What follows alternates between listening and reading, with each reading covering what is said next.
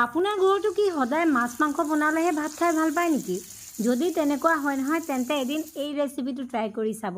এইটো মাছ নহয়, মাংস নহয়, কঁঠালেৰে বনোৱা এটা ৰেচিপি। কঁঠালটো এতিয়া চবৰ ঘৰতে পাব আৰু এতিয়া ছিজন আছে। বহুত সহজে আপুনি যদি ঘৰত নাথাকে মাৰ্কেটতো পাই যাব।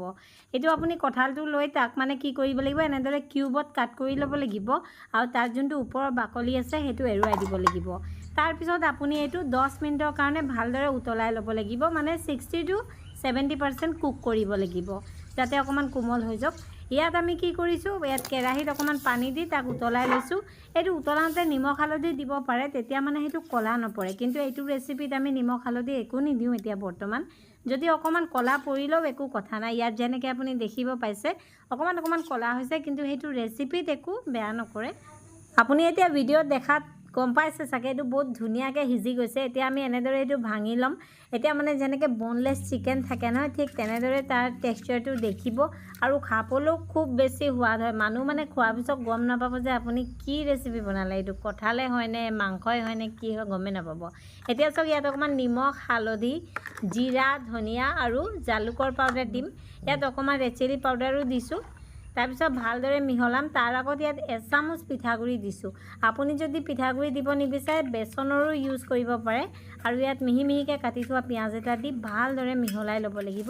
মানে এইটো এটা বাইণ্ডিং আহিব পাৰিব লাগিব। আমি বল, সৰু সৰু বল বনাম, যেনেকৈ কোফটা থাকে নহয়, ঠিক তেনেদৰে এইটো বাইণ্ডিংটো থাকিব লাগিব, যাতে যেতিয়া আমি এইটো তেলত দিম ফ্ৰাই কৰিবলৈ তেলত ভাঙি নাযায়। যদি লাগে এচামুচমান পিঠাগুড়ি আৰু বেছি এড কৰি ল'ব বা বেচন এড কৰিব পাৰে। এয়া চাওক, আমি এতিয়া এনেদৰে বলছৰ শ্বেপ দি ল'ম আৰু মই বাকীখিনিও এনেদৰে বনাই লওঁ। তাৰপিছত আমি এইটো ফ্ৰাই কৰিম। এতিয়া মই ফ্ৰাই কৰিবৰ কাৰণে ইয়াত সৰিয়হ তেল লৈছোঁ।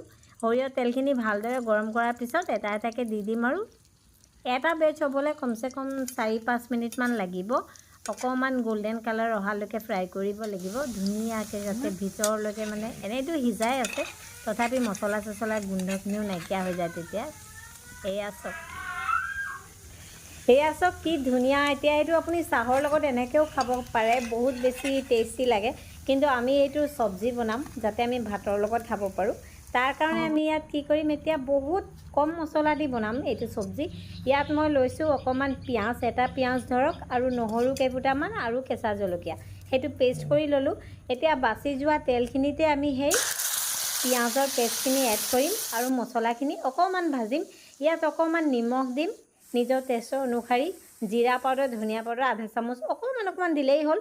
আৰু ইয়াত ৰেড চিলি পাউডাৰ দিম কালাৰৰ কাৰণে, হালধি দিম আৰু ভালদৰে মছলাখিনি ভাজিম। ইয়াত নহয় আমি এটা বা দুটা বিলাহী পেষ্ট কৰি এড কৰিম, সেইটো গ্ৰেভিটো কালাৰ ভাল আহিব আৰু থিকনেছ এটা আহিব। এতিয়া চাওক, ইয়াত আমি এচামুচ দি দিছোঁ চিকেন মছলা। সেইটো অপশ্যনেল হয়, আপুনি যদি বিচাৰে নিদিলেও হ'ব, কিন্তু দি দিলে টেষ্টটো আৰু বেছি ভাল আহিব। এয়া চাওক, এতিয়া মছলা ভালদৰে ফ্ৰাই কৰিবলৈ মানে ভাজিব লাগিব। যেতিয়ালৈকে মছলাৰ পৰা নিজে নিজে তেল এৰি নিদিয়ে তেতিয়ালৈকে আপুনি ভাজিব লাগিব। সদায় চাব, খানা বনোৱাত সেইটো মেইন বস্তু। মছলা যদি ভালকৈ ভজা হয় নহয়, আপোনাৰ খানা টেষ্টি হ'বই। এতিয়া যেতিয়া মছলা ভজা হ'ল, ইয়াত পানী দিম আৰু যিখিনি বলছ আছে সেইখিনি এড কৰি দিম। 3-4 মিনিট উতলাই ল'ম। যিমানখিনি গ্ৰেভি আপুনি বিচাৰে সেনেদৰে থ'ব পাৰে। পাতল হ'লে পাতল, এনেদৰেও নমাব পাৰে, নহ'লে এনেকৈ ডাঠ। মই অকণমান ডাঠকৈ থৈছোঁ গ্ৰেভিটো, মানে দাইল বনাইছোঁ, দাইলৰ লগত এনেকৈ খাই বহুত বেছি ভাল লাগে। ইয়াত যদি আপুনি বিচাৰে অকণমান ধনিয়া পাত সেইবিলাকো দিব পাৰে, মই নাই দিয়া। এতিয়া হাজবেণ্ডক দিওঁ, তেওঁৱে খাই চাব আৰু প্ৰথম খোৱা মানুহটোতো তেওঁৱে হয়। এতিয়া ব'লক আৰু আপোনালোকেও বনাই চাবচোন ন, মোক জনাব কেনেকুৱা হৈছে।